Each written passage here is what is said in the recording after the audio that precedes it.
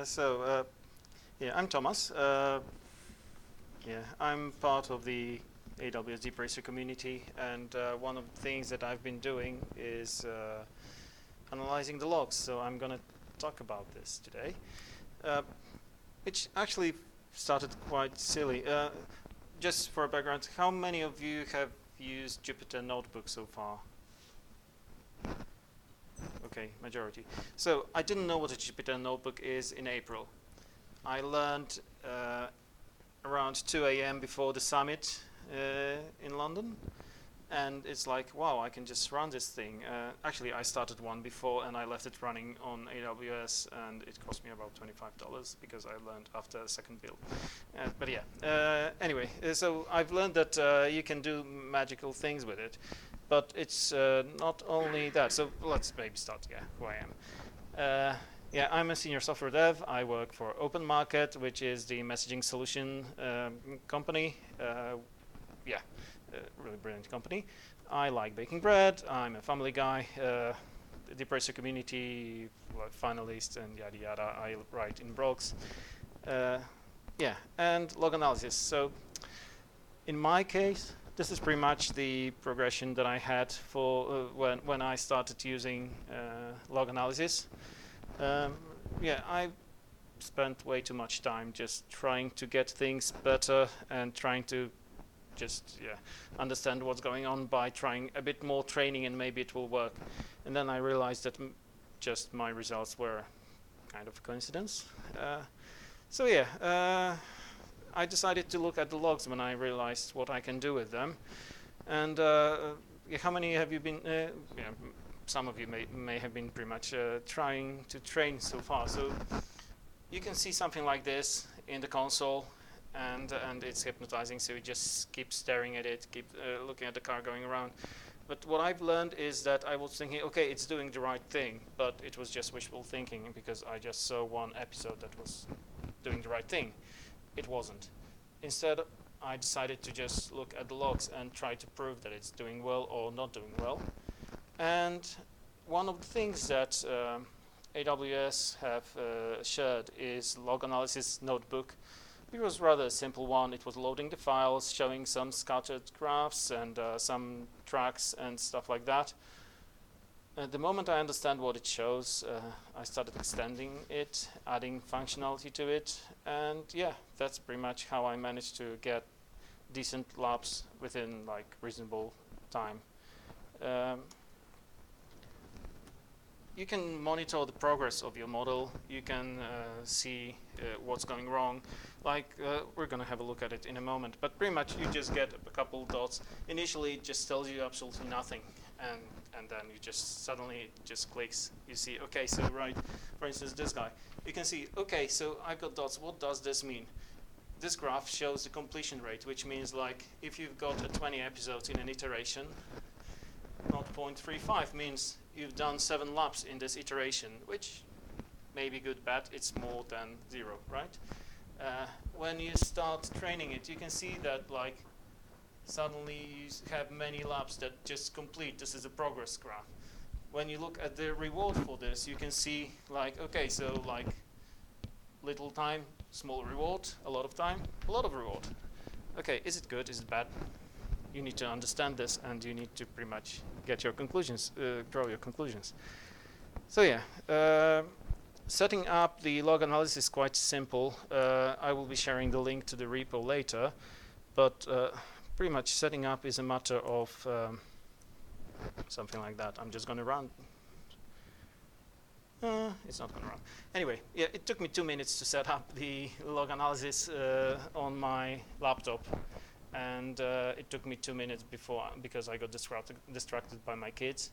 Then setting up access to AWS took me 5 minutes because I couldn't find my keys. And it's really simple to get started. And once you do this, I'm going to just go away from the presentation and start. So I already started a Jupyter notebook, the software. You can see that the project that I'm showing has like 3 notebooks. The first one, DeepRacer Log Analysis, is the one that came with the tool from AWS. The two are pretty much just modification of it to make it more convenient to look at the training and to add some stuff to it. Today I'm just going to load some sample data that I got from the logs. One of them, the first one, will be a model that I trained to pretty much just stay on track. I ran it in 2 sessions. What's happening pretty much when you start the model, the notebook, it has a lot of text. You can just remove it if you don't need it, but it just describes what's available over here. So the first thing is pretty much you just load the libraries, then you load the track, which is reInvent base for this time. This is like the track that we've got upstairs, and then you just need to get the logs. So there's a couple of ways to train your model. If you use the DeepRacer console, then you pretty much just provide the name of the stream, which is available on the console page. And yeah, you just pretty much load it. Let me just comment this guy out for later. And yeah, when you load it, it just explains what the logs are. The logs pretty much are just a CSV format when it says it has like rounded values of most of the parameters that you've got in the reward function. Some of them you can kind of calculate out of it. I'm going to mention this in a bit. And then you just, when you load it, sorry. One more thing. I forgot to define the file name. Once you load it, more descriptions, you can pretty much just start graphing what you've got in there. It will tell you how many iterations you've done over here. You can just see some dots in here. Initially, there were pretty much just rewards and deviation. I started adding some graphs to understand more what's happening. So like the reward value, does it really matter or not? I'm not really sure. I thought that more valuable one would be just being able to see what times I've got. So when you have just a few labs being completed, the time one might also not show you the right thing. So I started looking at the progress to know how far I'm getting. Then, okay, this wasn't enough anymore. I decided to look at the completed labs, which led us to this one. We've seen something similar before. This one was like, this one is not perfect yet. I couldn't complete a lab with this thing in evaluation. But yeah, I started looking at my labs and trying to understand what's going on. So for instance, the idea is when you look at it, you need to understand whether your car will get around the track or not.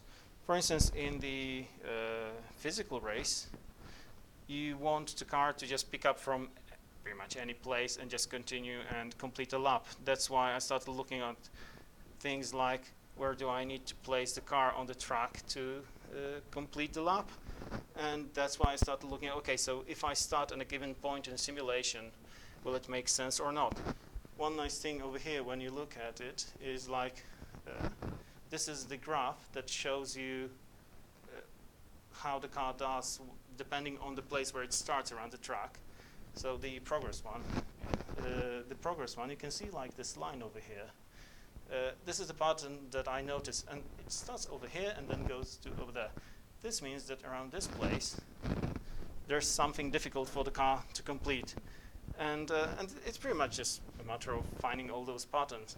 So for this thing, I realized that around this place, there's a hairpin on reInvent track. So probably I'm going too fast, maybe my turning angle is not too good, maybe I should just improve my action space to understand what's going on. But yeah, going on, you can just see the presentation. It doesn't make sense to show just 2 points for the complete laps in this one. But also I've added one more thing, which is in those graphs you could see pretty much what's happening iteration after iteration. And then what if you could just group them into buckets based on the time and see the overall progress, not just per iteration, but in general. And this is what the categories analysis gives you. So the thing that you can see over here is, for instance, there is a reward one, the reward graph, but also you've got time and you've got progress. I usually look at the progress over here. You can see it's always from 0 to 100, and here you can see like, okay, not doing very good, slightly better, it's moving. Okay, now like the mean completion is at 20%. Still not good, but we already got like 100% over here. There might be something in this model. I decided to just continue training. Let me show you the next log file.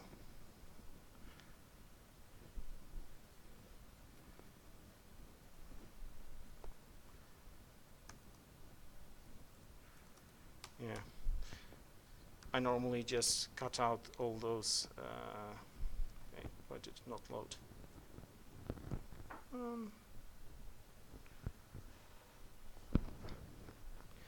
Load file, no such file directory.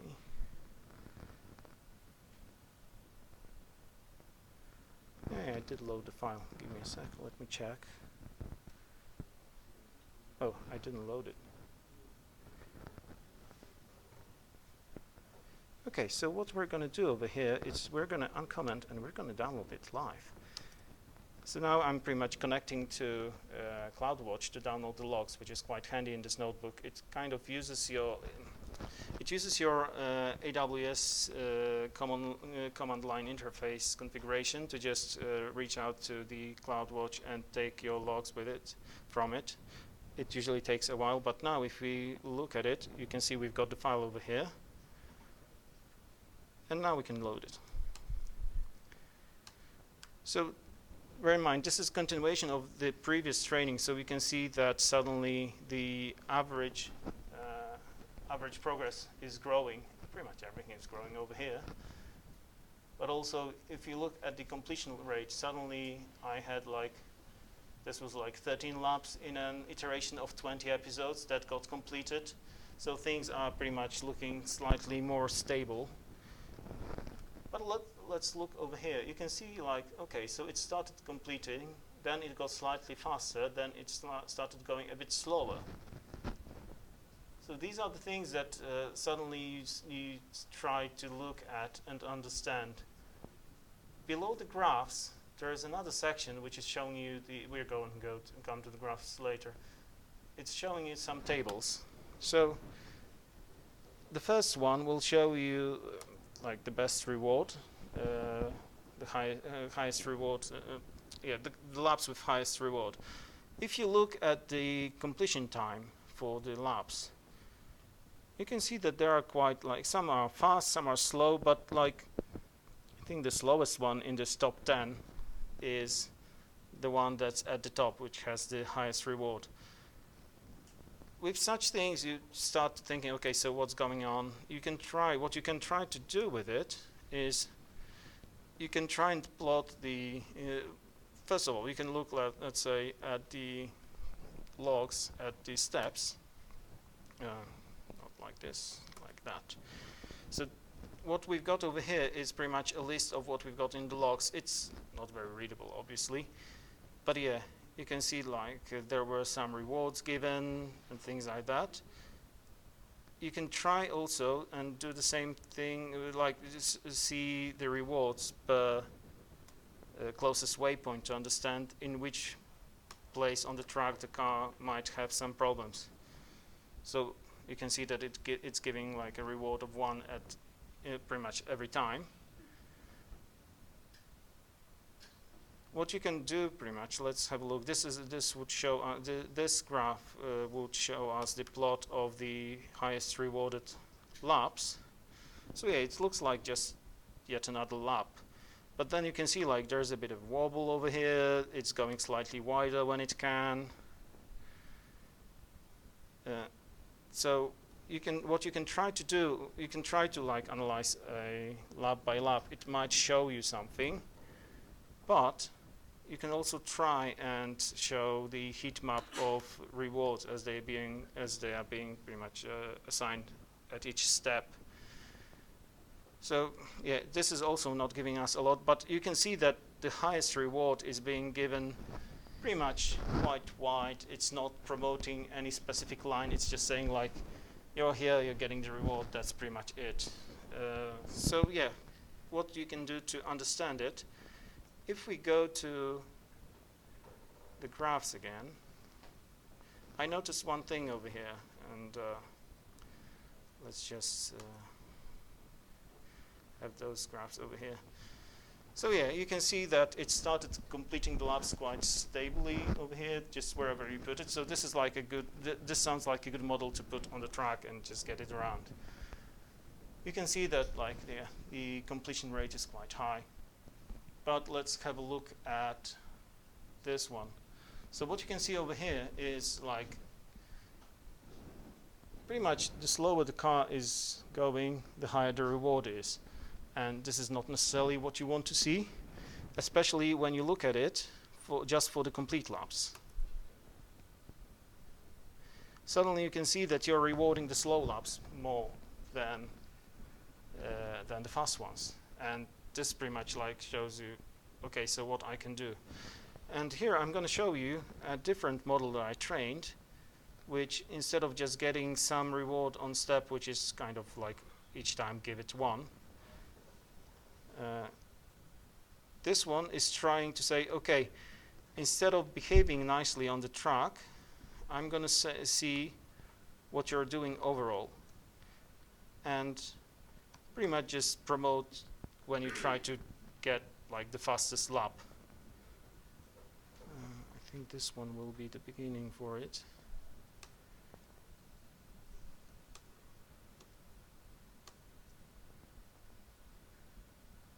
Okay, so this is a rather short training, but you can see that, okay, it started getting complete laps reasonably quickly.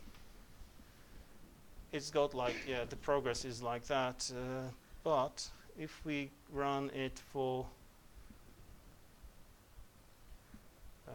the complete laps, like when we look at this guy first of all, yeah.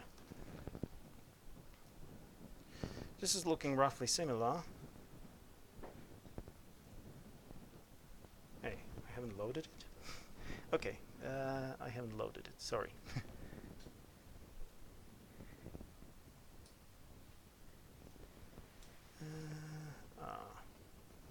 Sorry. Like that, right. Let me fix this.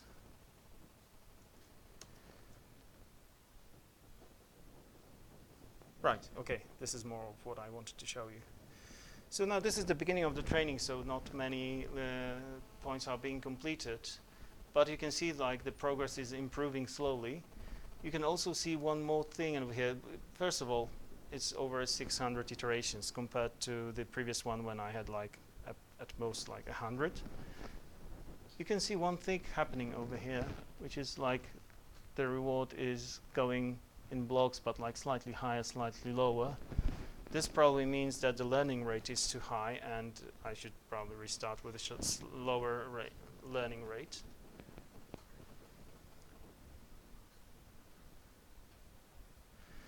Then when we look over here, this is what I want to show. Right.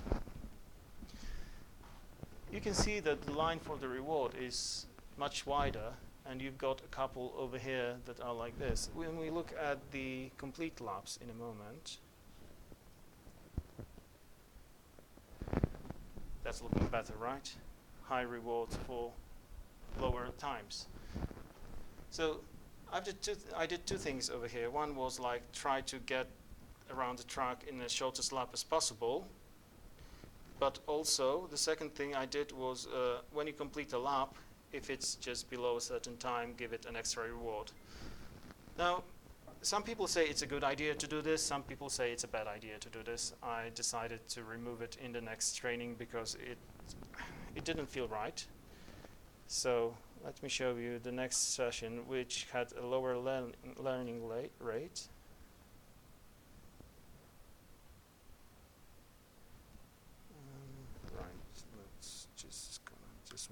uncomment this guy. So this one was running for I think almost a day, so there will be a lot of logs to be loaded, and it finished with an error which is known as none. So if your model is improving gradually, at some point you can hit a point, a situation in which it won't be able to improve at all, and because of that, zero. I'm not good with the maths, but in general, a zero shows up somewhere. It goes like under the line, and you've got not a number, division by zero, and then that's pretty much like, yeah, you can't go any better. At least that's what they say. So this is pretty much how this model ended. If we look at it, you can see it just jumped quite nicely initially to get nice progress, and then had some steady wobbly improvement. So like if you look at this, it's looking like, okay, it was kind of improving all the time, but I'm gonna show you what I saw initially. Like this is the thing that you can do with the logs. You can just say, okay, I want to see just part of it. So let's say we want just to see iterations that are smaller than 200. So the first 200 iterations pretty much.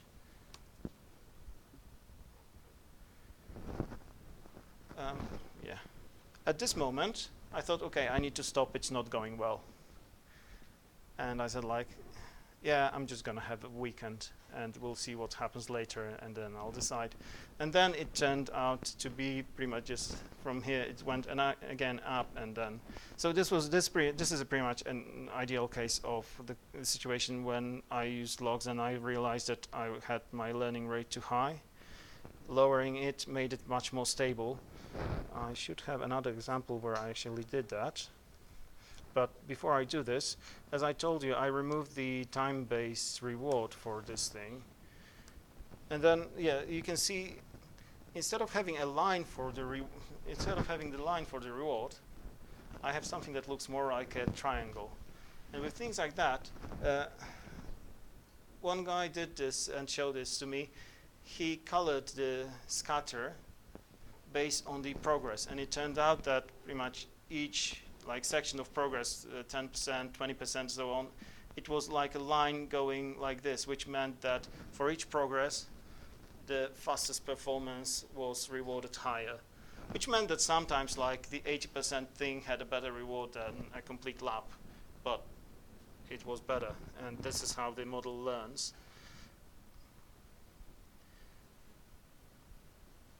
So if we just look at the complete laps, yeah, you can see over here that that's pretty much the desirable result, where fastest laps get higher rewards. And when you get something like that, if you continue training at a lower learning rate, I like to look at the histogram of time that we've got over here. So what's happening with it is, if you're improving the time, if you're rewarding good times, the mean value starts shifting left. But also we need to look at another thing, because like this is pretty much looking almost like the normal distribution. So we've got those tails over here. If you train for too much, if it converges, the tails get narrower. And what this means, it's like with enough training, you start seeing that, okay, you think, yeah, this is the better model. But for instance, in virtual league, if you have those tails, if you have this distribution much more narrow, it means that you won't have the worst laps, but you won't have the better ones either. So you might want to nudge the model slightly, improve the speeds, and then pretty much just decide to risk it. I'm going to show you some graphs that I've got in the presentation.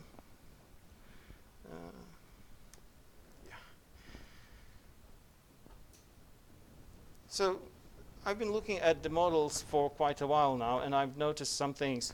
For instance, when I showed you the start at graphs that were showing like those lines like this, that one is the plot from New York. I think New York was July.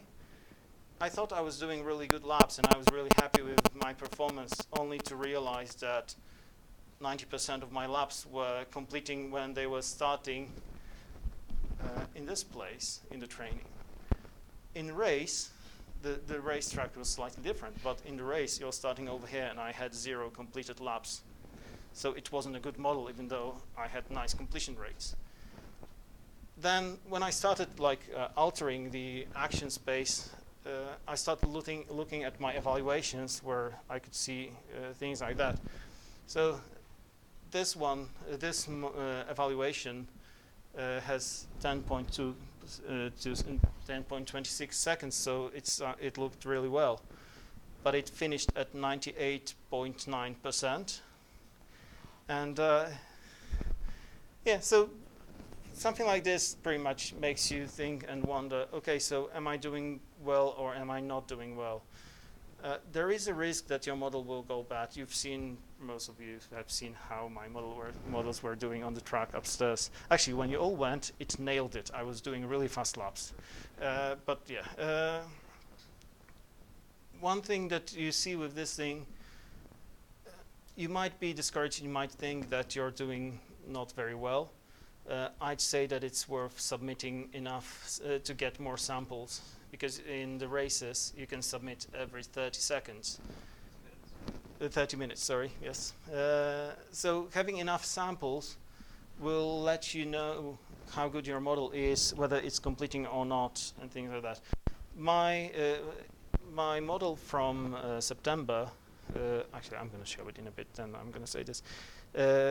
I was submitting the same model for 2 weeks. I'm going to show you what the results were. So based on this, I can show you one more thing.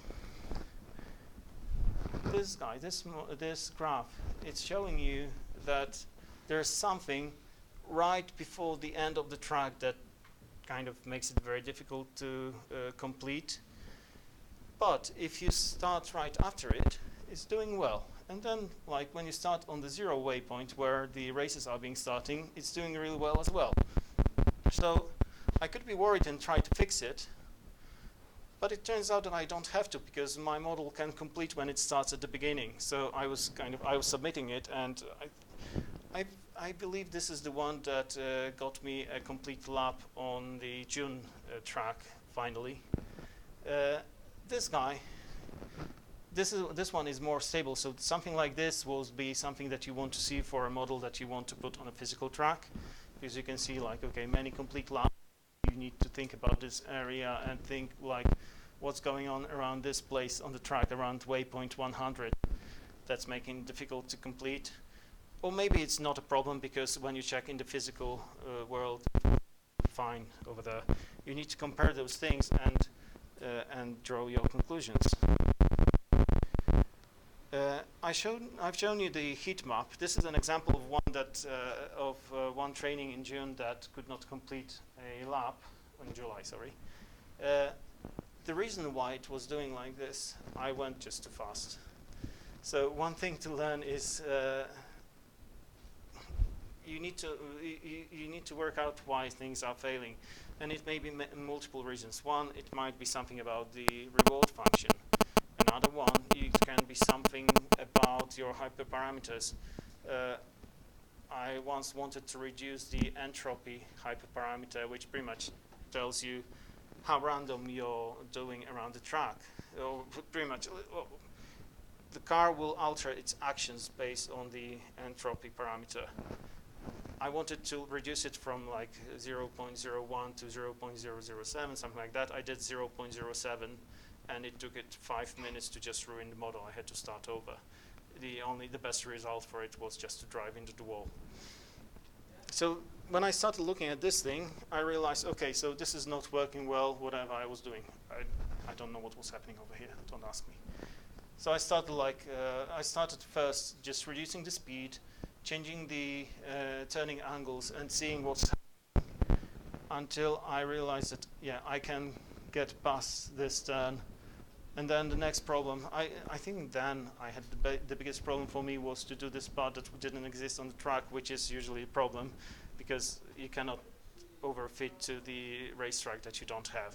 So this is the part that I was struggling with.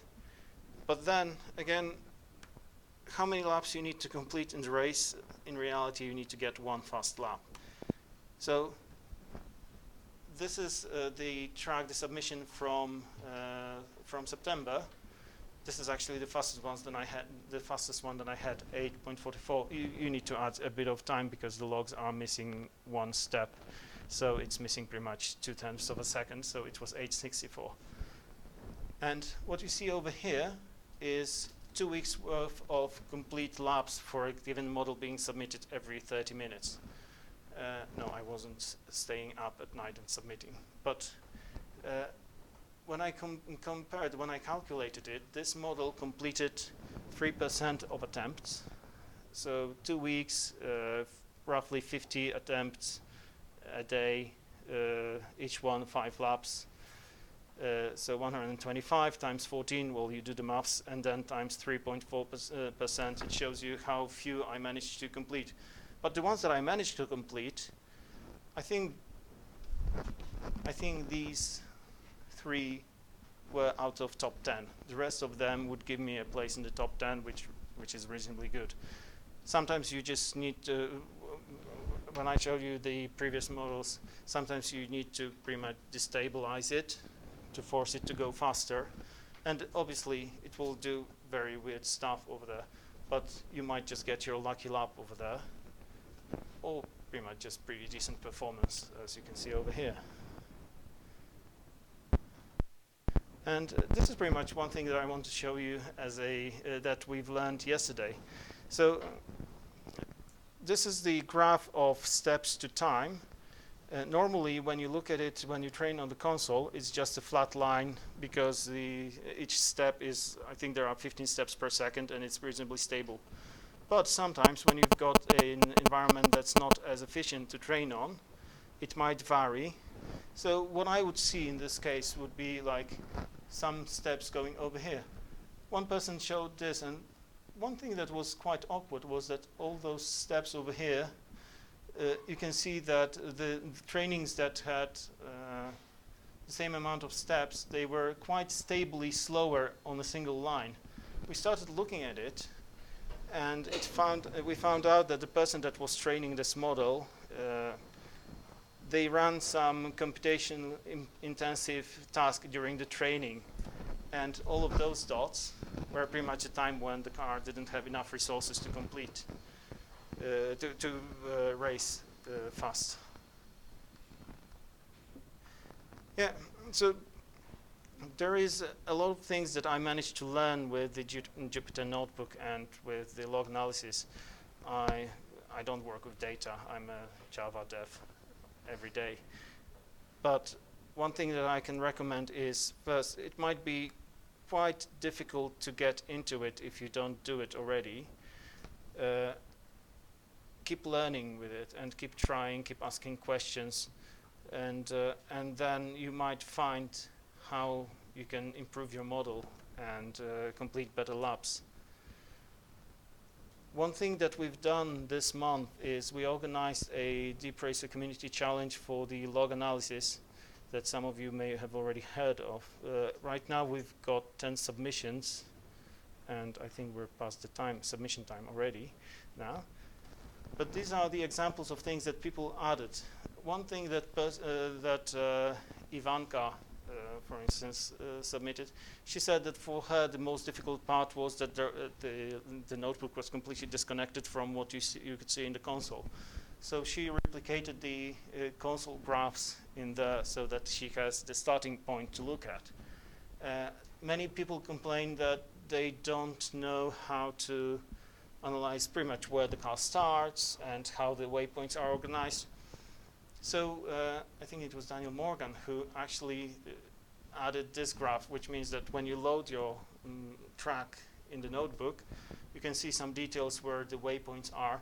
Normally in the racing, you start at point 0. When you do the training, it moves every 20 waypoints. So I think over here it's every 10th waypoint, really. But yeah, it pretty much gives you an idea to work out where your car will be starting the next one, and to understand why starting at this point means that it's not doing very well, but over here it's nailing it. And this one is probably the one that I enjoyed watching the most. The person that did this had problems understanding what the car is doing and what the decisions are in each point. They couldn't actually work out why the car was like falling off the track, I think normally here and here. So what they did is they put points for each step. The red points are when the car is trying to turn right, and the blue ones when it's trying to turn left. So here you can see the colors that much, but pretty much this shows you whether the car is behaving reasonably or not. If you get like a lot of red points over here, this means that the car would be just going over here. Okay, something's not right over here. You need to understand. You need to drill down over here, look at the graphs, and plot them. And yeah, as I said, you can always come and ask the community. We are how many people right now, Lyndon? 950.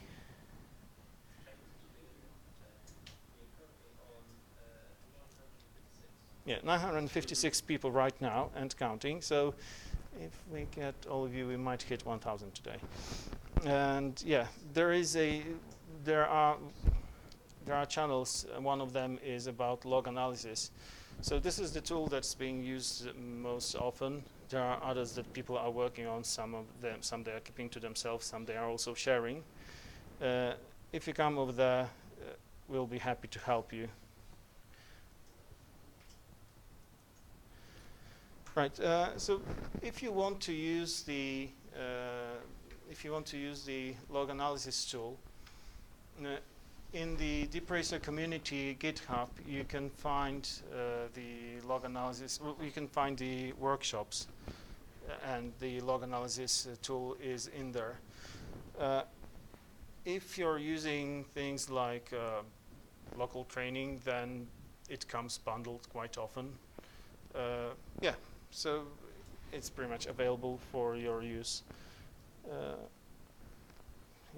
I'm not sure how I do, but it feels like I've given a lot of details, but maybe you have any questions. Yeah. Time it, so it's 15 times a second. Is it in the real and virtual environment kind of synchronized, or rather in simulation it's also too late? State itself. I can imagine in actual space it's been shown 12 meters per second. This gives you like almost a meter delay. So in terms of processing of the state. What the car is normally doing, it's pretty much just take the image, make the decision, adjust the car to it. So either like increase the speed or slow down, change the turn of the wheels. I think it's roughly 15 times a second on the car, and that's why it's the same in the simulation. So, but I assume that you choose state and almost like 60 milliseconds before you make the decision. So did we say this was, you go 12 meters a second? Oh, almost yeah. I think the reality is you're not going 12 meters per second. Yeah. There's a True. misnomer in the speed. Oh yeah. So it's not actually speed. It may be throttle. And in fact, we think it's actually some other error in the way it was defined. So actually, in reality, if you go at 12 meters per second, these tracks are about 20 meters. You complete it in 2 seconds, right? No one did. So yeah, I get what you're saying. When you push up, there is a limit. Oh yeah. We wouldn't be able to get a feedback cycle quick enough. So we're not at that limit. Yeah. Okay. Have you watched the DeepRacer TV episodes? So there's a series of episodes from the summits around the world, and one of them is from Amsterdam, and a guy from there, I think it was Joachim, right? I think, yeah. So one of them decided, okay, I'm going to go really fast, and he set the throttle to full speed, and the car just smashed into the wall, then flipped, went between the legs of the person looking up the car on the track, and started running away in the opposite direction. If it's going too fast, it won't notice the turns. that's why when you go next to the track, you're pretty much given the tablet, because at a given stage, people are trying to just slow down, speed up. Before the turn, just you try to slow down so that it notices it, and then to speed up afterwards to get something better. Sometimes it works, sometimes it doesn't. If you manage to train it to just use slower actions on the turns, or like to slow down slightly before the turn, you might be doing better this way. But it's pretty much like one of the things that we're still trying to learn how it really works on the cars, because trucks really.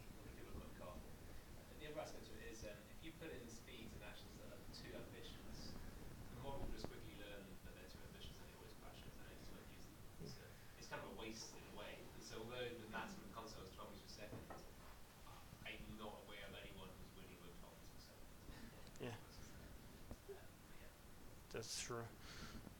One thing that I've noticed when I was doing like very fast speeds in my action space, it was that the car just stopped using them completely. It was just using slower speeds.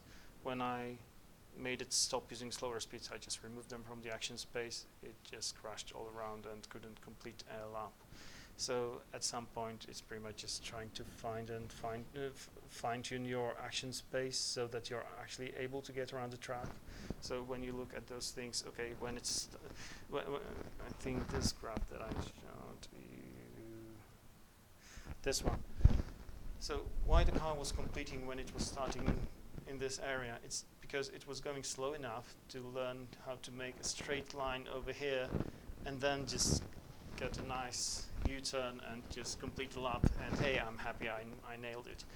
If it was going over here, it was just going fast enough in this area that it wasn't able to get around the turn. So with things like that, you pretty much just need to work out how to tame your action space, how to make the car behave, and just keep training. Yeah, my question was more about latency, because I know in robotics 60 milliseconds is like it's the limitation. Okay. I'm going to suggest we stop. We can happily ask more questions upstairs. Yeah. I'm sure some people will get the track and things like that. So thank you. Thanks, guys.